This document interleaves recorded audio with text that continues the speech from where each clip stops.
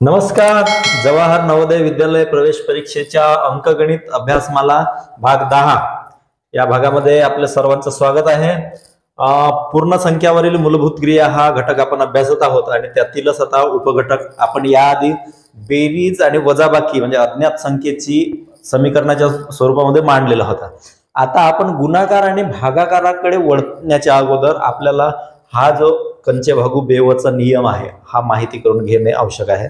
कारण पदावली सोडवत असताना याचा सर्वात मोठा उपयोग आपल्याला होतो. कारण हे जर माहिती नसेल तर सगळ्या उत्तराचा गोचा गोंधळ झाल्याशिवाय होत नाही.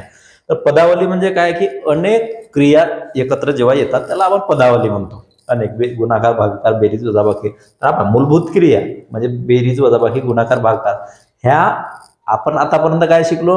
बेरीज तर बेरीज, वजाबाकी तर वजाबाकी, गुणाकार गुणाकार. पण इथे काय ह्या सगळ्या क्रिया एकत्र येतात उदाहरणाच्या माध्यमातून.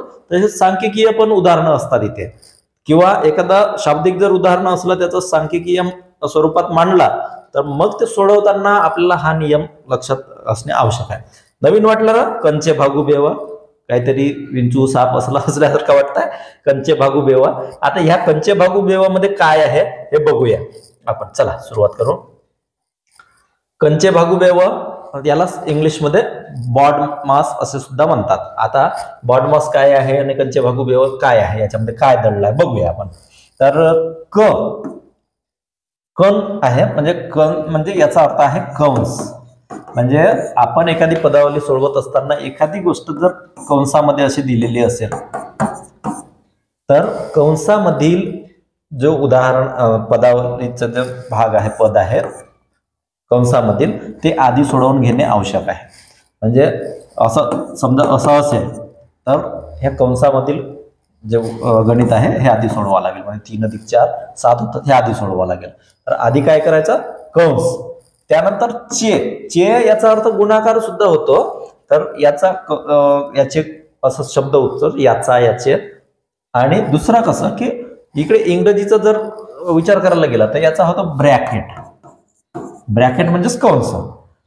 आणि ऑफ किंवा ऑर्डर. तर कंस सोडवून झाल्याच्या नंतर एक तर चा ची असं उल्लेख असेल तर ते सोडवून घेणे म्हणजे गुणाकार राहते त्याच्यामध्ये. किंवा ऑर्डर म्हणजे वर्गमूळ वर्ग अशा स्वरूपामध्ये घातांक असे असतात तर ते सोडवून घेणे.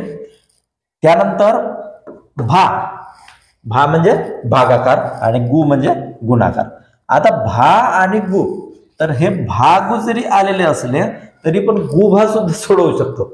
म्हणजे भागाकार आधी आणि गुणाकार नंतर असाच सोडवला पाहिजे असं नाही. गुणाकार आधी आणि भागाकार नंतर असं सुद्धा सोडवता येते. पण क्रम कसा पाहिजे की लेफ्ट टू राईट, डावीकडून उजवीकडे. म्हणजे डावीकडे जी क्रिया पहिल्यांदा आली असेल ती सोडवणे. इथं पहा, इथं डिव्हिजन आणि मल्टिप्लिकेशन. तर ह्या दोन्ही गोष्टी जरी डिव्हिजन मल्टिप्लिकेशन असला तरी पण तुम्ही मल्टिप्लिकेशन आणि डिव्हिजन असं पण करू शकता. पण त्याच्यासाठी क्रम काय असणे आवश्यक आहे? डावीकडून उजवीकडे. म्हणजे डावीकडे ह्या दोन पैकी जी क्रिया पहिल्यांदा आली असेल ती क्रिया करून घ्यायची. डावीकडची पहिल्यांदा असं उजवीकडे करत करत जायचं. आणि बेरीज आणि वजाबाकीच्या बाबतीमध्ये आपण कसंही उलटापलटा करू शकतो. कसंही आधी नंतर. पण आधी हे आपल्याला गुणाकार आणि भागाकार सोडवून घ्यावं लागेल. आणि जेव्हा मग बेरीज आणि वजाबाकी म्हणजे ऍडिशन आहे हे काय आहे? ऍडिशन म्हणजे. आणि हे आहे सबट्रॅक्शन वजाबाकी. याचाच इंग्लिश व्हर्जन आहे बॉड मास आणि हा आहे कंचे भागू बेवा. तर हे लक्षात आलं याचं काय आहे? भा म्हणजे भागाकार, गु म्हणजे गुणाकार, बे म्हणजे बेरीज आणि व म्हणजे वजाबाकी. इथे कंस आणि चे. त्यानंतर भागाकार आणि गुणाकार लेफ्ट टू राईट हे लक्षात ठेवा. Left to right. आणि बे व कसंही म्हणजे वजाबाकी आणि बेरीज कसंही उलटापलटा करू शकता तुम्ही. पण याचा अर्थ असा नाही की गुणाकाराच्या आधी वजाबाकी करा. नाही, गुणाकार आणि भागाकार ह्या एक सोबत चालणाऱ्या क्रिया आहेत त्यामुळे त्या मागे पुढे करू शकतो. पण लेफ्ट टू राईट असा क्रम असणे आवश्यक आहे. तर चला मग उदाहरण पाहूया. कंचे भागू बेवचा विस्ताराने तुम्हाला माहिती झालं काय आहे ते कंचे भागू बेव. तर आता त्याचा वापर इथे करून पाहू.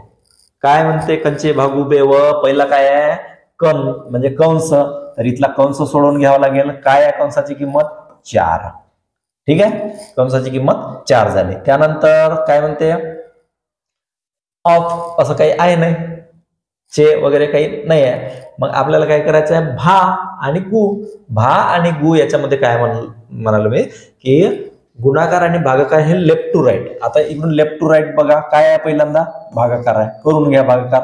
12/2 किती होणार 6 होणार. त्यानंतर मग गुणाकार करून घ्या, याचा गुणाकार होईल 4 दुने 8 झाला. नाही 4 दुने 8 नाही, मग हे 6 होते ना, याचं 6 झाले होते. मग 6 × 24 याला आपण बाहेर काढू, इथे व्यवस्थित होणार नाही.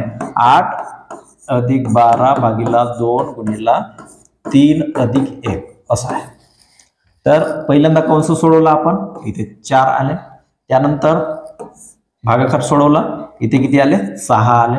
मग काय राहिले 8 6 गुणिला 4, मग हे झाले 24 आणि 8 + 24 किती होणार 32. याचं उत्तर आलं 32. तर पर्यायामध्ये आहे 32 आहे, म्हणजे हे याचं उत्तर आहे. आता हे जर उत्तर उलटा पालटा जर करायला गेला तर अपेक्षित उत्तर मिळणार आहे. बघा 8 आणि 12 20 होते, मग 20/2 केल्यानंतर 10 होणार.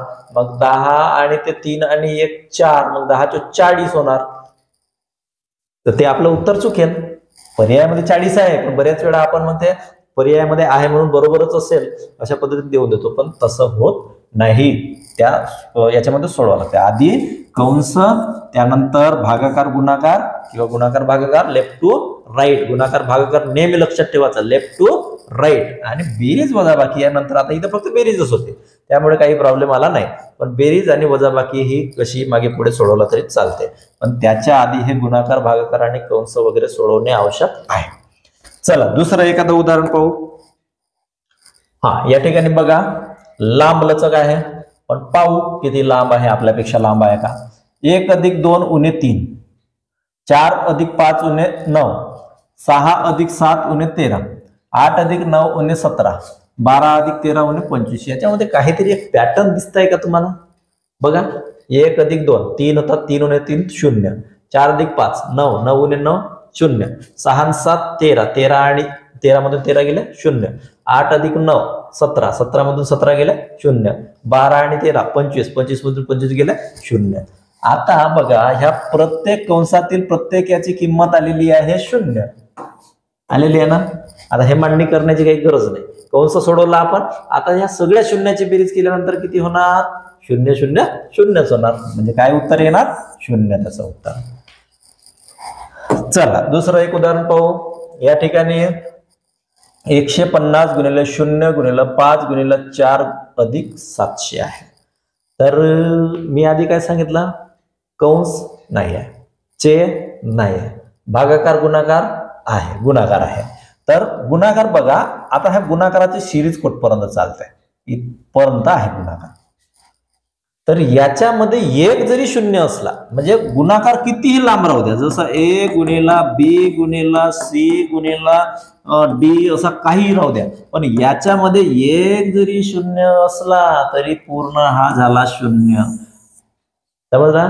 म्हणजे एक जसं चांगल्या दुधामध्ये जसं थोडंसं जरी खराब दूध मिसळला तरी पूर्ण दूध खराब होते, त्या पद्धतीने इथे एक जरी 0 असला गुणाकाराच्या सिरीज मध्ये तरी तो 0च होते पूर्ण. आता पहा हे गुणाकाराची सिरीज इथपासूनची इथपर्यंत होती, अजून गुणाकार जरी वाढवला असता तरी त्याचा उत्तर 0च आला असता, कारण ह्या याच्यामध्ये एक 0 आहे, म्हणजे 0ला 0 गुणल्यानंतर किती होते 0च होते. आता पहा 150 × 0 0, मग 0 × 5 0, 0 × 4 0 झाला. लेफ्ट टू राईट कुठेही केला तरी पण तो 0 चालला असता, म्हणजे 0 + 700. आता 0 + 700 म्हणजे किती होणार 700च होणार. एकदम सोपं आहे. तर हे याच्या आधी आलेले होते हे सगळे उदाहरणं. त्यानंतर हा पण आला होता 2013 मध्ये. बघा इथे 15 × 15/15 × 6. आता इथे वजाबाकी आहे, बेरीज नाही आहे. तर इथे कंस आहे का नाही आहे. तर इथे काय आहे, पहिल्यांदा भागाकार करावा लागेल, भागाकार आणि गुणाकार. आधी भागाकार असल्यामुळे भागाकार सोडवा, नंतर गुणाकार. तर 15 याला खाली लिहूया का आपण, व्यवस्थित होईल, गुणिले 6. तर पहिल्यांदा लेफ्ट टू राईट म्हणालो, भागाकार आणि गुणाकार लेफ्ट टू राईट जे आधी असेल ते. तर 15 भागिले 15 किती होणार, 1. नंतर 1 आणि 6चा गुणाकार किती होणार, 6च.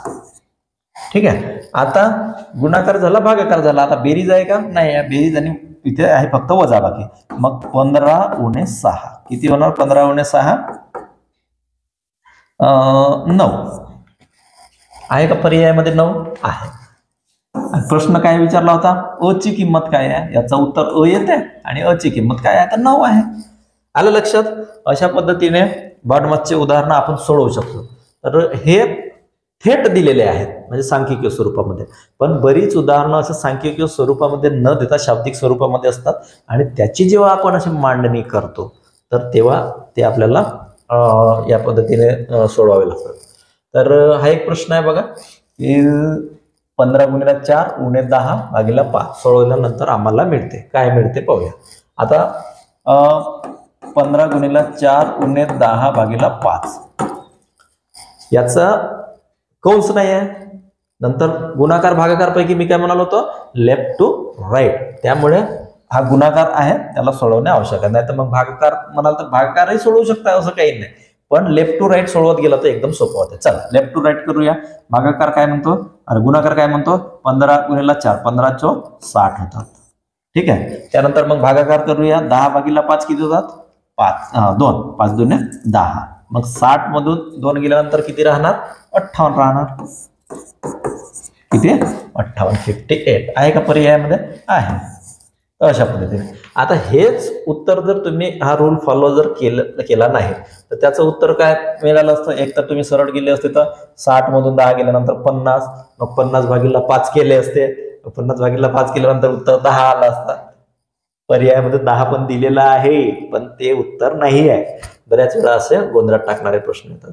किंवा आपण भागुबेव केला असता तर काय फरक पडला असता बघूया बरं. 15 गुणिले 4 उणे 10 भागिले 5. चल भागुबेव करूया.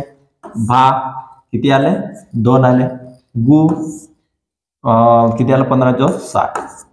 60 उणे 2 58. काही फरक पडला का, नाही.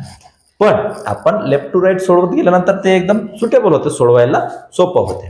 तर या पद्धतीने करायचं. दोन्हीकडचं उत्तर सारखं आलं आहे. तर लक्षात राहील ना मग, कंचे भागू बेव बॉडमास नेहमी म्हणायचं, कंचे भागू बेव म्हणा, मग कंचे भागू बेव. Very good.